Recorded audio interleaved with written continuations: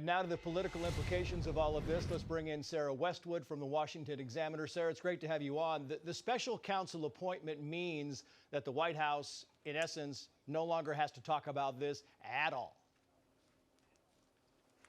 Well, you know, you would think that, but when President Trump had a special counsel lording over him while he was in the White House, that didn't really preclude the president from constantly being asked about the investigation and the White House constantly having to comment on every little development. So I don't know that politically this insulates Biden in the way that he wants. And special counsel investigations can take on a life of their own. That's certainly happened with Trump. It happened during the Clinton administration. There's no telling where that could end.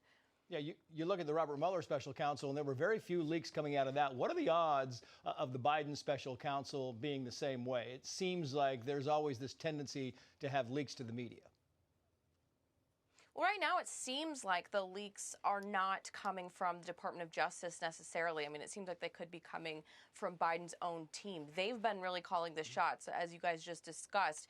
You know, they are the ones who have been voluntarily alerting the National Archives, handing over the documents. But the Department of Justice, you know, believed that there was probable cause to search the Mar-a-Lago home. They believed there were extra documents there. And it's not really clear why, when the situations were so similar, they didn't see probable cause to go search for documents that we now know were sitting in the garage for 2 months after the Justice Department knew that there was classified information in Biden's possession. Yeah, and it's a great question. I mean, how did they get to the Penn Biden Center, right? How do they get in the garage? I mean, how did they get from place to place? And the bigger question is, why not disclose them back on November 2nd? Back in December, when you find these, why not just disclose all this instead of waiting? And after you disclose the first set, why not disclose the second set?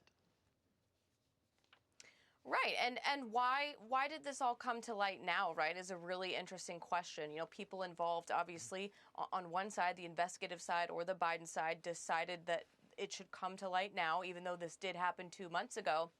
And then only after this is in the headlines causing headaches does someone think to go out into the garage and check for extra papers. And also Biden himself, what he's saying about it doesn't really add up, because initially when those first batch of documents came to light, he said he was surprised.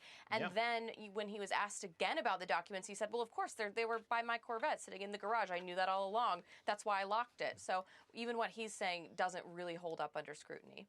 Yep, set one, surprise. Set two, nope, they're in the garage next to the Corvette. They're locked, they're safe. Sarah Westwood, great to have you on. Thank you. Thank you.